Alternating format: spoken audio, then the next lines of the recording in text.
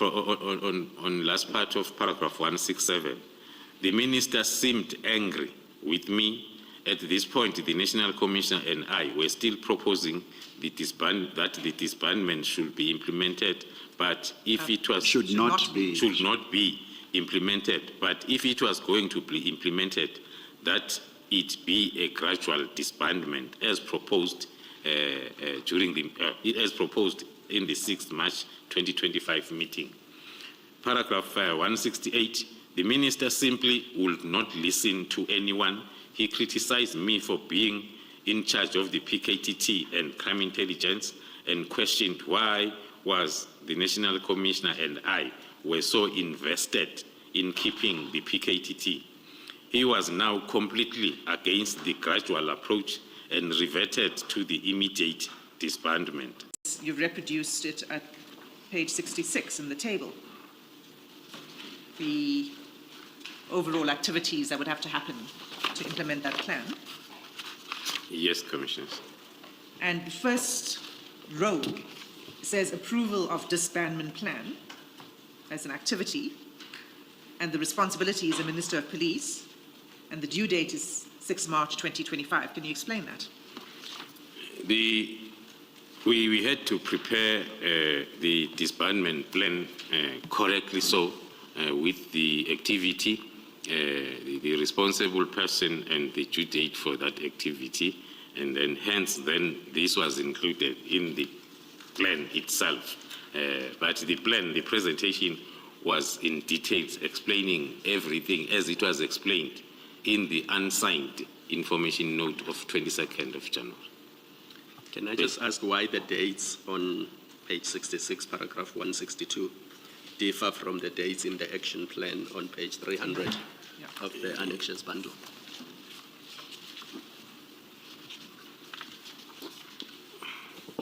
So, Commissioner, can you remind me of the page number? Page 300.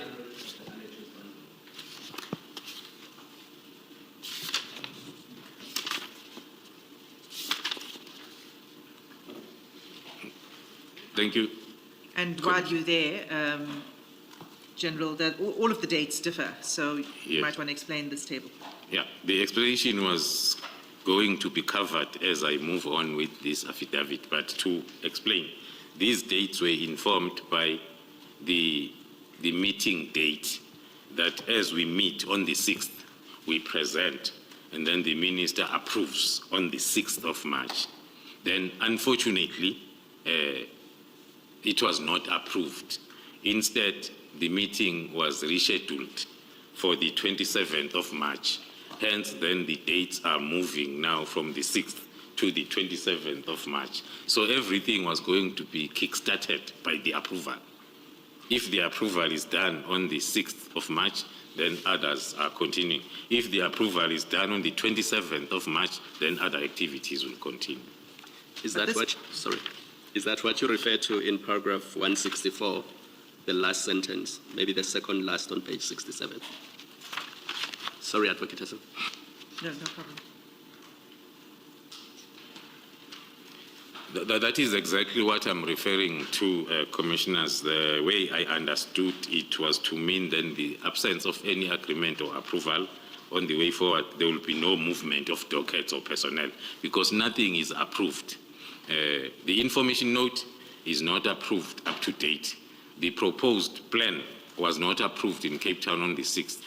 The amended proposed plan was not approved on the 27th of March. So up to date, there is nothing that is approved. So just to be clear, the table then, the action plan table, is continuously updated because everything can only flow from the first item, which is an approval of the plan. Yes, Commissioners, if I'm invited for the disbandment meeting tomorrow, I will change the date on the action plan and put tomorrow's date for approval. So it will keep on moving up until it's approved. Now, who was present at this meeting? The first meeting, the meeting of the 6th. Commissioners? Sorry, before we, at 6th of March. Presence in the first meeting in Cape Town, it was the Minister, the National Commissioner, the Deputy National Commissioner Policing, Lieutenant General Musigidi, the Deputy National Commissioner Crime Detection, Lieutenant General Sibia, the Chief of Staff in the Office of the Minister of Police, Mr. Nkabinde, the Divisional Commissioner of Detectives and Forensic Services, Lieutenant General Sentumule, and a Lieutenant Colonel then from the team, and myself. And in your statement, you say after you presented this plan, the National Commissioner and the Deputy National Commissioner of Policing were in favour of the plan. And does that mean none of the others present were in favour? That definitely means that because the plan was or is for the National Commissioner, it's his plan, the winding down plan. Then he had to support it because it's his plan. And then the Deputy National Commissioner Policing did support the plan. I remember very well even her words, and one of the reasons, because she said, if we disband now, as the letter says, and we say all the members must go back to their respective stations, then a member from Cape Town, by the time he arrives in Cape Town, he gets the subpoena to go to Mtuba KZN to attend the court case. And then he comes back. By the time he arrives, then General Musigidi said that will be not so nice or good or possible for the members to continue with these cases whilst they are back to their stations of origin. So indeed, it wouldn't be cost effective either, would it? On top of that, not cost effective and dangerous and impossible. The whole idea of having coordinated work won't be there. So you say that you mentioned particularly General Sibia and the Chief of Staff of the Minister as being against the plan, and they favoured immediate disbandment. Did they say why? The main reason, because I was part of the meeting, then everybody, after I presented, especially if you are a presenter, you listen attentively when your audience is now asking questions, because you want to do whatever, to understand whatever input they are going to have. Hence, then I still recall most of the inputs that were made there. The main point that the Chief of Staff, as well as the Deputy National Commissioner Crime Detection, they were against, was in the plan, disbandment plan, not to show the immediate. In other words, they were against the whole plan because the plan has got the winding down thinking. But then they will even, one of them will even say, it means you are defying the instruction of the minister, because the minister says disband now. So that was the main point. And also somewhere in the plan, we had referred to the dockets under investigations to remain with the political killing task team. You see? So they were against even the alphabet, PKTT. It was supposed to not to be there, and then replace it with someone else, something else. And also the other issue was the destination of the dockets. The proposal was talking to the dockets moved to the provincial office, so as the provincial commissioner can decide and design the way he is going to continue with these dockets without much of the damage caused. But then the point against was these dockets must go back to their stations of origin, where they were picked from without being investigated. General, was it proper for the Minister's Chief of Staff to participate in these discussions? In my view, also looking at my experience, Commissioner, I will definitely say it was not proper. I've sat in meetings where the chiefs of staff are sitting. According to me, it was not proper because they don't normally take part in the decision or discussion that is that is there during that meeting. In most cases, they act as record keepers of the chairperson, who will be the minister, in terms of decisions and whatever other assistance or support function of the minister, not to be, because now, especially in the subject matter, it's the experts that are discussing this subject matter. And now there are no expertise of a chief of staff that are expected then to contribute in the point of discussion. And what was the alternative name they were suggesting? If my memory serves me well, instead of saying PKTT, it was just say investigators, so which will be open to any other investigator. Thank you. General, am I correct to describe, would I be correct rather, to describe the discussion, the plan about winding down as an operational matter and decision? How you're going to wind down and where dockets will go, does that fall in the category of operational decisions? Thank you, Commissioner. It's pure operational.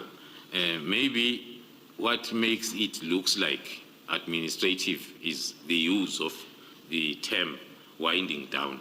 The proper and correct term or word that is used in an operational environment is demobilization. It took us 4 years to mobilize. Now, it cannot take you a day to demobilize what you mobilized for 4 years. So the winding down is also talking to that operational understanding, yes, because you have to demobilize resources, which will take you at least half a time that took you to mobilize, yes, if you are not having bad intentions. Yes, and is it appropriate or regular for a chief of staff who's not a member of the policing environment as such, if I'm using the correct word, to have input into decisions that you describe as demobilizing, for example, a plan, how it's going to unroll? Is it appropriate? Is it regular? I'll choose inappropriate, Commissioner, because the benefit of doubt one can give, because the chief of staff, we know and we are told that he is a former police officer. So maybe that might have contributed. I'll make an example. If the chief of staff was a former teacher, definitely the chief of staff won't be tempted even to comment, because the subject for discussion, it's something that has got to do with the support functions of the minister as well as any other administrative functions. It's pure operational. Thank you. But as I understand you, even if the chief of staff had experience in policing, it would still not be appropriate for the chief of staff, as chief of staff, to participate in a decision-making regarding operational matters. That's exactly my view, Commissioners. Hence, then I say maybe the chief of staff was overpowered by the police experience to think that, or to put down the cap of being a chief of staff and wear the cap of being my second in charge as the project manager of this operation. Yeah, okay, we'll find out in due course whether you're being generous to him or not, General, with that explanation. Something else relating to this, when General Sibia and the Chief of Staff, as you say, they were arguing for immediate disbandment, did the Minister explain to them or differ with them about what he meant when he said that disbandment must happen immediately in his letter? Did he offer them any suggestions about what he meant? As a chairperson, thank you, Commissioners, as a chairperson, the Minister listened to the presentation, the plan, and listened to the inputs.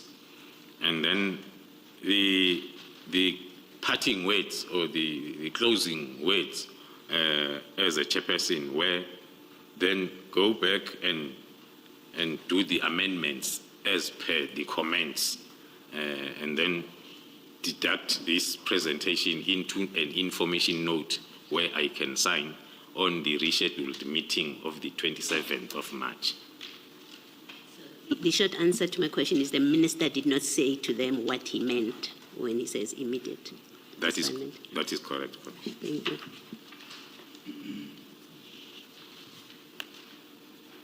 Can you, I mean, there are two things I think that emerge from what you were saying in this paragraph. The one is the pushing back against something that is gradual, wanting the disbandment to happen immediately. But the second is that it was about the PKTT itself, that was the concern, that the longer it took, the longer the PKTT would be in existence. So that was the real nub of the objection, isn't that so? Yeah, one can add that, as it's reflected also in my affidavit, that the winding down was going to prolong the lifespan of the PKTT. There are cases that will be at court for the next 4 or 5 years. So that will mean it will be maybe after the end of the term of the minister who disbanded, and then the disbandment will not have happened. I'm making an example. So the winding down plan had that as an issue, that it's not going to talk to the immediate. Okay, thank you. So still on 164, just to complete this on this meeting on the 6th of March, could you just read into the record the last few lines of that paragraph, starting from "there was no firm resolution"? Senior Counsel, It's paragraph 164. It's from the beginning. no. From the bottom up 5 lines. Just if you could read from where it says "there was no firm resolution."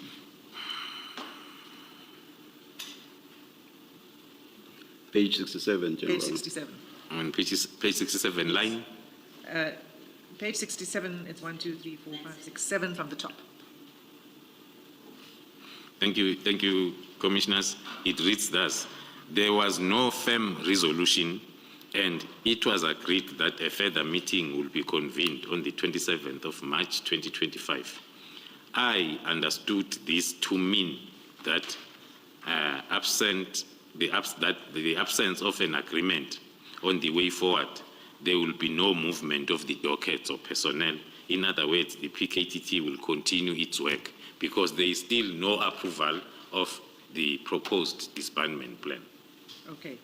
So 165 and 166 we've actually covered.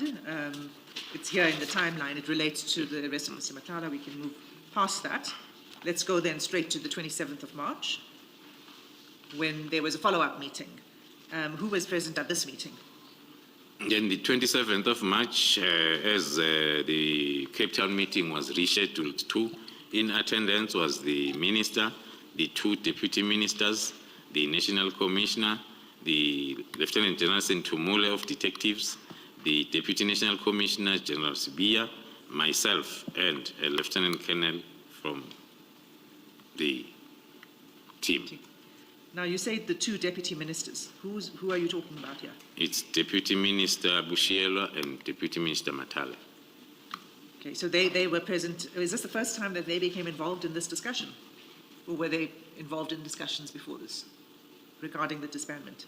In terms of my records, this was the first time that they were part of this discussion. And did you present again on the plan, on a disbandment plan at this meeting? Yeah. Maybe let me start by reminding the commissioners that the resolution of a Cape Town meeting was for us to deduct the presented draft plan with the inputs into an information note. So here there was PKTT. Now it's replaced by investigators. General, now here, General, I did not want to stop you mid-sentence, but that's the longest sentence I've ever had to listen to. Sorry to interrupt you. And on the 4th line... And that's saying a lot when it comes to the general. 4th line, General, you referred to Lieutenant General Khumalo, and then Lieutenant Colonel and me. Is there another Lieutenant General Khumalo? It's a typing error, Commissioner. There is one Lieutenant General Khumalo. It's me Thank you, thank you. Thanks, General. in this process. Thank you. Thank you, Chair. So, So, sorry, I was asking the question, you were answering the question of whether you were presenting the revised disbandment plan to this meeting. yes, according to our understanding, attendees, the follow-up meeting was for us to point out on the changes made on the presentation and submit the information note format for approval. So when then we were about to start that presentation, and then the mistake, I call it a mistake for the lack of a better word, that happened is on the number of dockets, there was already a difference from one of the categories of the number of dockets between the 6th of March in Cape Town and the 27th of March, because the team was still operating. So there will be changes, especially on the part where you report the number and categories and status of dockets.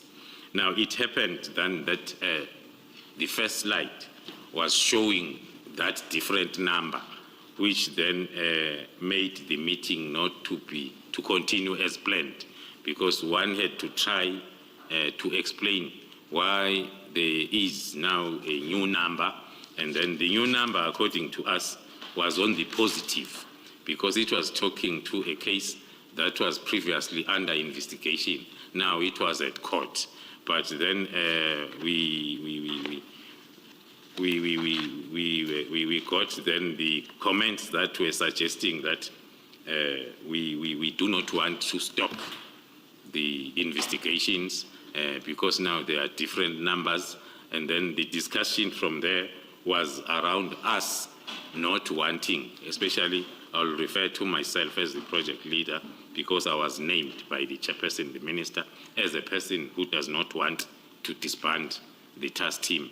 And then the meeting did not continue. Can I pause you for a second, just to be clear? So what caused the unhappiness was that your presentation had been updated to reflect the work that had been done on those cases.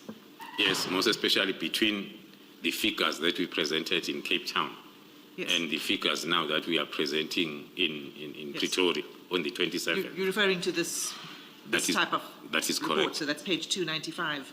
This comes from the 6 March presentation, but Yes. you would have updated it for the 27th For of the March. 27th. So it's not an entirely new table, it's just that the numbers have changed because work has been done on the dockets. Yes, and according to my view, it was not supposed to be an issue because the main part was the disbandment plan. The progress on working, because we all knew that nothing has changed. The team is still working until the disbandment plan is approved. But now the non-issue became an issue, that because now there are changes in the numbers, then we could not then continue with the disbandment plan amendments. General, apologies to you and also apologies to you, Ms. Hassim, for interrupting your flow. General, may I ask you to read paragraph 167 from line 7, and also paragraphs 168, 169, and 170 into the record, please. Before you do that, Chair, with your permission, Ms. Hassim, you flashed a document, a colorful document, to the General to check if that's what he's referring to. I think for the record, and you said page 295. For the record, I is said that SDK 30? Is that part? Yes, Does of the that come 6 from March SDK 30? presentation. All right, thank you. From where it says the minister seemed. The minister seemed angry with me, General, from there all the way to paragraph 170. Thank you, Chair. I'll read on record. On last part of paragraph 167, the minister seemed angry with me At this point, the National Commissioner and I were still proposing that the disbandment should be implemented, but if it was Should not be implemented, but if it was going to be implemented, that it be a gradual disbandment as proposed as proposed in the 6th March 2025 meeting. Paragraph 168, the minister simply would not listen to anyone. He criticized me for being in charge of the PKTT and crime intelligence and questioned why was the National Commissioner and I were so invested in keeping the PKTT. He was now completely against the gradual approach and reverted to the immediate disbandment. Paragraph 169. When the minister was reminded that the PKTT was initiated in part by the president, he said that we should not mention the president and mention that he was tired of hearing about the president. Then he said that the president was in agreement that the PKTT be disbanded. I was shocked by this revelation since the president was briefed about the work of the PKTT after it was deployed to assist in the Fort Hare University murder investigations. 170. The minister also stated that it took a political decision to establish the PKTT. Therefore, it will take a political decision to disband it. The minister said that there will be no further meetings regarding this matter, and any further engagements will be held with the National Commissioner, and the meeting adjourned. Thank you, General. Thank you, Chair. Before we deal with what you say in 170, did anyone else speak in this meeting? Did anybody else weigh in and express a view on the disbandment? It won't be easy to... I mean, other than you and the National Commissioner who were proposing the plan. No, it won't be easy to recall, commissioners. It was one of those meetings that one would want to think about even when you're on retirement, because it was not a nice meeting, especially at the level where we are. We think we understand and we prepare, but then when you get to the meeting, So in terms of comments, and because this happened as I was starting with the briefing, so one was not really paying attention that much to whatever comments that will come from any other attendees. So what was your response to the minister criticizing you for being in charge of the PKTT and crime intelligence? It's a discussion that now and again will come from the same, I will say, individuals, which is not, according to me, necessary, because in the SAPS, especially as you move up the levels, you are expected then to have so many different roles that you play. And currently, I am the Divisional Commissioner of Crime Intelligence full-time, but then I'm also overseeing the political killings task team, not involved full-time like I was. There are commanders, there is everybody doing whatever that they need to do. But if, for instance, there is a need that there is a document that needs to be prepared for the principals, then the team will prepare and submit that document to me. So I'm only dealing with a very high-level documents like the extension documents, which is once a year, and whatever other strategic issues that needs to be attended to. So that is the current situation. And what is the substance of the criticism? Why is it being suggested that you cannot be the Divisional Commissioner for Intelligence and at the same time do work related to the PKTT? What's the substance of the criticism? At first glance, Commissioner, thank you. At first glance, it would look like maybe not understanding what I was explaining. But then when you, because the other reason why the National Commissioner kept, maybe let me say, Commissioner, the two current interventions or task teams that are still in place were started and established by myself. The other one in 2017, I think the other one also in 2018 in Western Cape. But then, as I was appointed at other environments, then the National Commissioner decided that you are going to oversee this. Now I'm going back to the understanding, because the National Commissioner has got the understanding that the methodology itself, it's our doing. So it's not easy for any other person to be associated with the methodology.